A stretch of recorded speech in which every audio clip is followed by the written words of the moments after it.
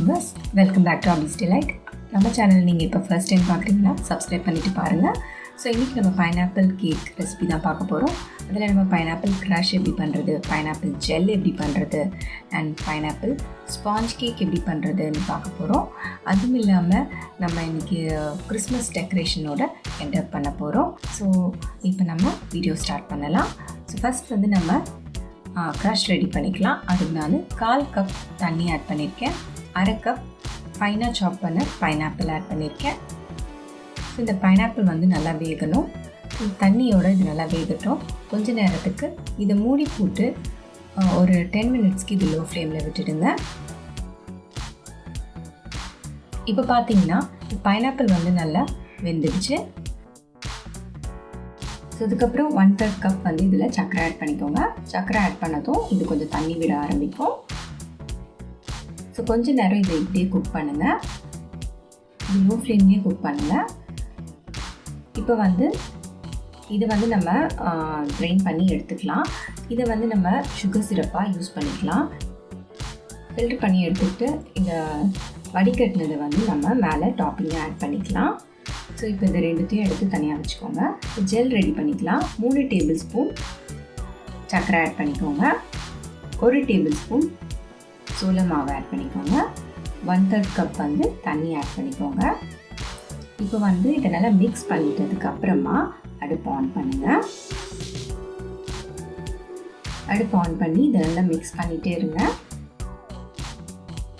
இது வந்து நல்லா ஒரு டிரான்ஸ்பரண்ட்டாக ஆகணும். அது வரைக்கும் நல்லா மிக்ஸ் பண்ணிகிட்டே இருங்க. நீங்கள் மிக்ஸ் பண்ணுறதை விட்டிங்கன்னா இது வந்து க்ளம்ஸ் ஃபார்ம் ஆன மாதிரி ஆகிடும்.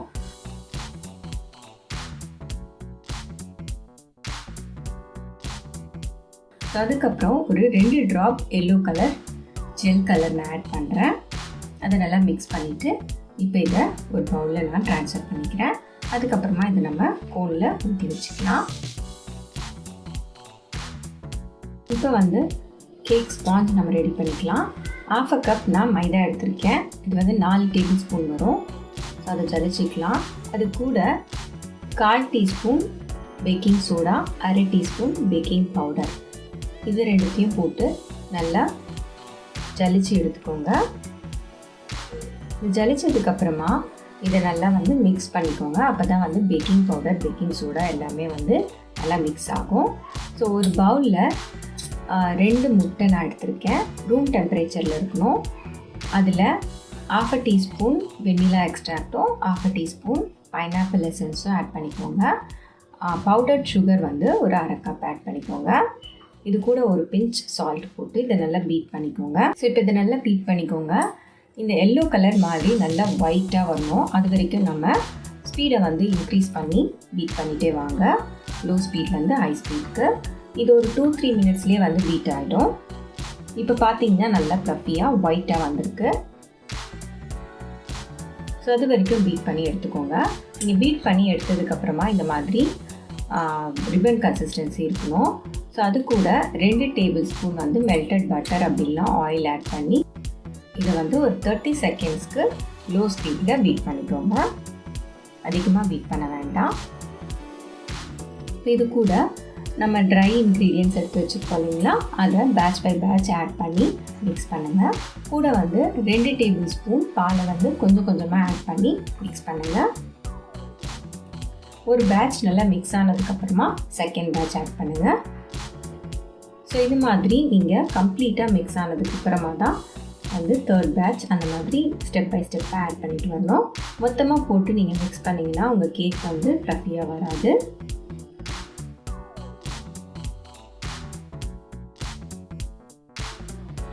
ஸோ இது போல் கட் அண்ட் ஃபோல்ட் மெத்தடில் நீங்கள் வந்து இதை மிக்ஸ் பண்ணிக்கோங்க.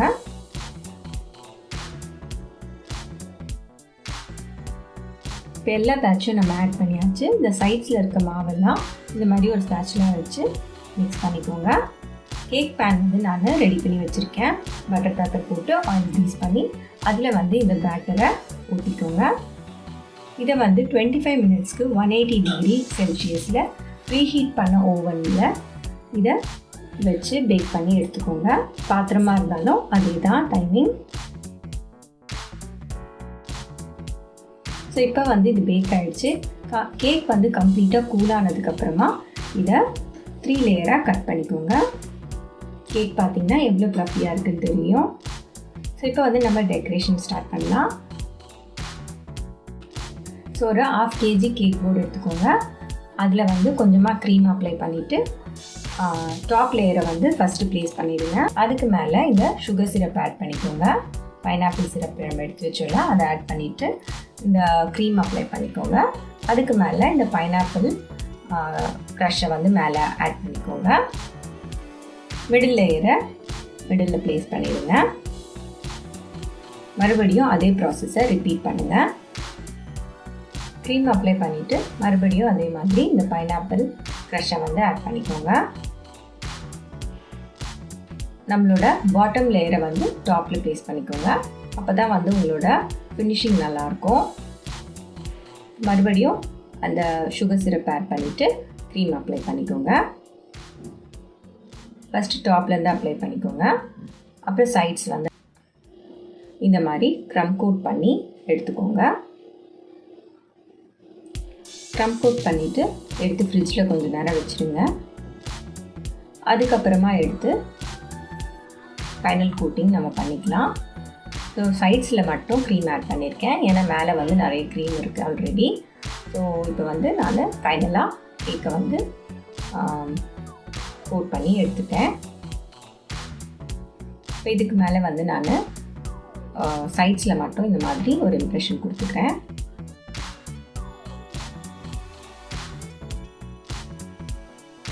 இந்த ஜெல் நம்ம வச்சுருந்தோம் இல்லைங்களா, அதை நான் வந்து ஒரு கோனில் வந்து ஊற்றி வச்சுருக்கேன்.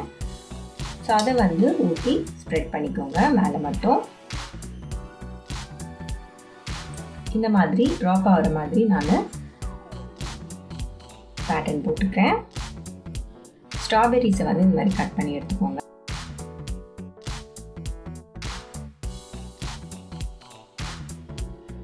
ஸோ கொஞ்சமாக க்ரீமில் இந்த ஜெல் கலர் ஆட் பண்ணியிருக்கேன். அதை வந்து நல்லா இந்த மாதிரி மிக்ஸ் பண்ணிக்கோங்க. அப்போ தான் வந்து டபுள் கலரில் நமக்கு ஃப்ளார்ஸ் வரும்.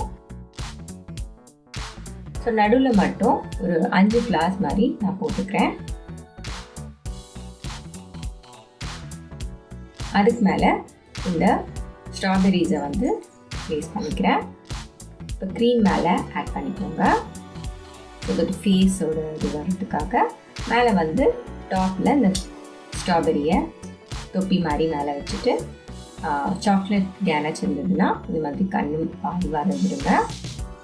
மேலே கொஞ்சமாக க்ரீம் வச்சிங்கன்னா உங்களுக்கு வந்து ஒரு டால் மாதிரி இருக்கும், அது கிறிஸ்மஸ் டால் மாதிரி.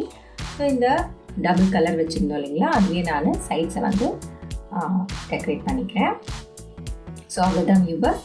இந்த கேக் வந்து பார்க்குறதுக்கு மட்டும் இல்லைங்க, டேஸ்ட்டும் ரொம்பவே சூப்பராக இருக்கும். நீங்கள் கண்டிப்பாக ட்ரை பண்ணி பார்த்துட்டு இந்த கேக் எப்படி வந்தது உங்களுக்குன்னு சொல்லிவிட்டு எனக்கு சொல்லுங்கள். என்னோடய சேனலில் வர மற்ற ரெசிபீஸையும் பாருங்கள், உங்களுக்கு கண்டிப்பாக பிடிக்கும். பிடிச்சதுன்னா என்னோடய சேனலை லைக் பண்ணுங்கள், ஷேர் பண்ணுங்கள். அண்ட் இந்த ரெசிபி எப்படி இருந்ததுன்னு எனக்கு கமெண்ட் செக்ஷனில் சொல்லுங்கள். தேங்க்யூ ஃபார் வாட்சிங்.